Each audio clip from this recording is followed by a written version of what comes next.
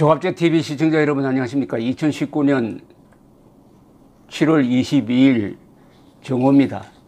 어제 참의원 선거에서 압승한 일본의 집권 여당인 잔민당 총재 그리고 총리를 겸하고 있는 아베 씨는 한국에 정상회담을 요청할 생각이 없느냐는 질문에 한국이 청구권 협정 위반 상황에 대한 제대로 된 답변을 가져오지 않으면 건설적인 논의가 안 될 것이다 라고 이야기를 했습니다. 아베 총리는 줄곧 대한민국 정부는 국가 간 약속을 지키지 않는다, 믿을 수 없다, 그래서 조치를 취하는 것이다 라는 입장을 견지하고 있습니다. 이제 남은 대응 조치가 몇 개가 있는데 가장 한국으로서는 불리한 게 화이트리스트 국가에서 제외하는 겁니다. 화이트리스트라는 것은 전략물자를 수출할 때 이것이 무기 또는 대량 살상 무기에 쓰이는 위험이 있는 물자 한 1000여 개를 지정을 해가지고 엄격한 심사를 하는 국가와 심사를 하지 않고 통과시키는 국가로 나누는데, 한국은 일본이 특별히 우대를 해온 나라였습니다.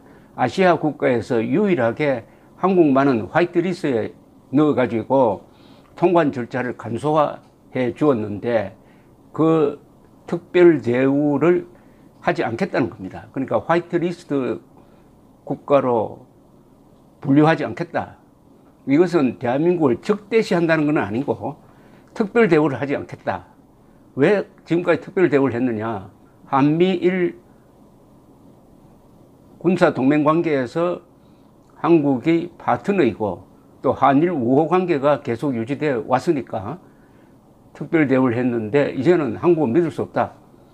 그러니까 이번 대응 조치가 나온다면은 이것은 지금 새 품목의 수출 규제 강화와는 차원이 다른 대한민국을 어떻게 보느냐, 정확하게 말하면 문재인 정권을 어떻게 보느냐.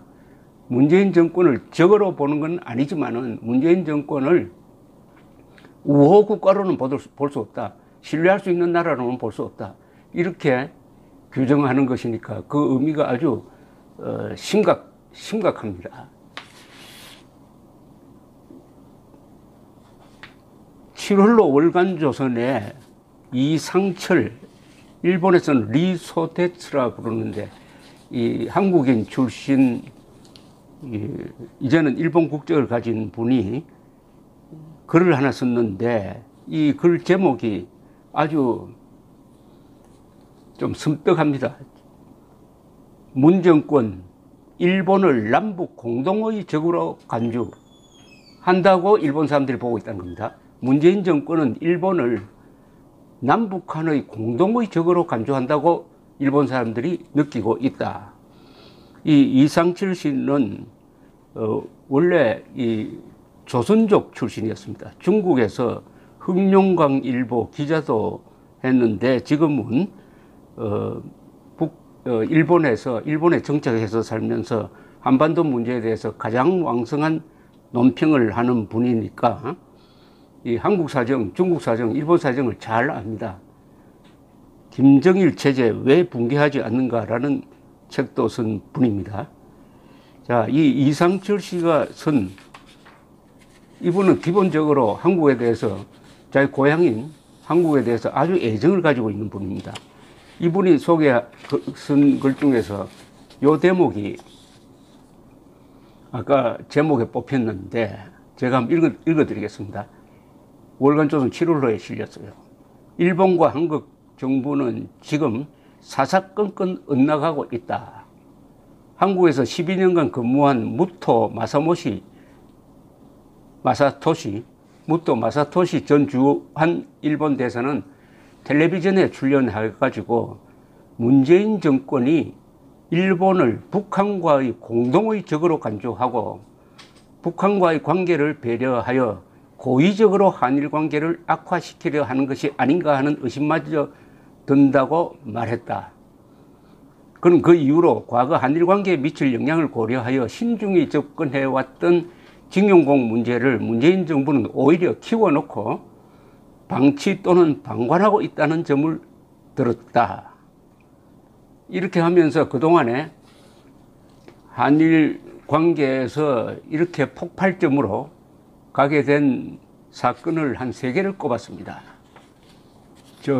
일본 초계기에 대해서 우리 함정이 사격 조준을 했느냐 안 했느냐의 논란. 일본 입장은 했다는 증거도 우리가 갖고 있다. 그러나 외교적 파탄을 고려해서 공개는 하지 않는다. 했다. 그런데 한국은 했다는 것 자체를 부정한다. 더구나 우방국의 초계기가 접근하는 것을 일종의 적대 행위로 간주하고 대응을 한다. 그럼 우리를 적으로 보는 거 아니냐. 그 다음에 징용공 배상 문제. 그 다음에 2015년에 아베 박근혜 종군위안부 최종 합의를 사실상 철회한 거. 이런 3가지 사건을 보면서 한국의 문재인 정권은 김정은과 손잡고 또 김정은을 위해서 고의로 한일 관계를 파탄내려고 하는 것이 아니냐 하는 여론이 국가 지도부에 형성되어 있다. 따라서 일본에서 문재인 정권을 편드는 여론이 일체 형성되지 않는다. 그래서 아베 총리의 한국에 대한 대응 조치가 이렇게 강력해질 수 있는 정치적 변화가 생겼다. 이렇게 이야기를 했습니다. 이 천영우 전 외교안보수석, 이명박 정부 시절에 외교수석, 그리고 육자회담 대표로서 이 한반도 특히 북핵 문제에 대해서 가장 실무적으로 정통한 분의 이야기도 하나 소개해 드리겠습니다. 이것도 월간조선 7월로에 나왔는데,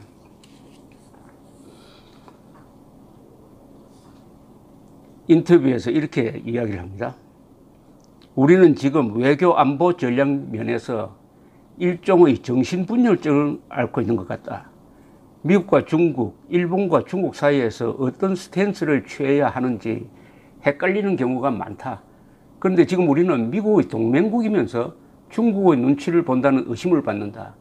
일본은 조금 실수하면 완전히 패대기 치듯이 하고, 중국이 말도 안 되는 소리를 해도 눈치를 본다는 의심을 받기도 한다.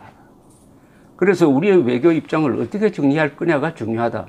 결국 국가 안보 전략 차원에서 생각해야 한다. 한반도 안보에 대한 위협이 어디에서 오느냐를 보아야 한다. 북한은 말할 것도 없다. 역사를 통해서 보면은 간단해진다. 국가 안보에 대한 위협은 패권 세력에서 온다. 다시 말해 한반도에 대한 주변 강대국들의 인식이 어떠한가를 봐야 한다. 50년, 100년 앞을 내다본다면 동아시아의 패권 세력은 결국 중국이 아니겠는가? 일본이 동아시아 패권 세력이 될 가능성은 1%도 안 된다. 100년 내 우리에게 쳐들어올 가능성은 0.1%다. 그러나 중국의 패권은 지금도 현실이다. 중국 패권에 적극적으로 저항할 나라들은 일본, 베트남, 인도다. 미국은 물론 이 나라들과도 전략적 유대를 강화해야 한다. 그래야 중국의 패권적 횡포로부터 우리 국가 이익을 지킬 수 있다. 중국이 우리와 경제적으로 밀접한 관계에 있기 때문에 잘 지내야 하지만 만약 우리의 주권까지 중국이 결제를 하겠다면 가만히 있어서는 안 된다. 자기들이 우리를 소국처럼 다루겠다면 가만히 있어서는 안 된다.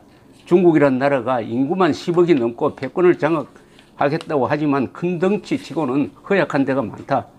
우리도 국력으로 따지면 중국한테 겁먹고 알아서 기어야 할 정도의 나라는 아니다. 우리 혼자의 힘으로 동아시아의 패권 질서를 장악하기 위한 각종 도전에 대응할 수는 없다. 국익을 위해서 누구와 손잡고 나아갈 것인지가 중요하다. 그런 점에서 대통령의 리더십과 외교적 내공, 국제적 안목이 어느 때보다 중요하다는 말씀을 드린다. 결국은 천영우 전 수석의 이야기는 중국이 우리의 주권과 안보를 위협하는 가장 큰 요소인데 지금 이걸 막으려면은 미국, 일본, 인도, 베트남과 유대를 강화해야 되는데 우리는 미국과도 멀어지고 일본과는 거의 적대시하는 정책으로 바뀌고 있다. 그 결론은 어떻게 되느냐? 외교를 잘해야 생존이 가능한 나라가 외교를 망치고 있다. 이게 천영우 전 수석의 걱정입니다. 지금 일본에서 우려하고 있다는 일본 지도층입니다.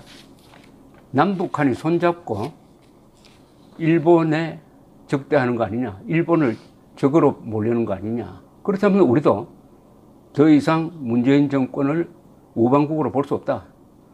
그럼 북한처럼 취급해 주겠다. 이런 내용이 깔려 있, 이런 의도가 깔려 있다는 이야기입니다. 이게 잘못된 인식이라고 우리가 고칠 수 있습니까?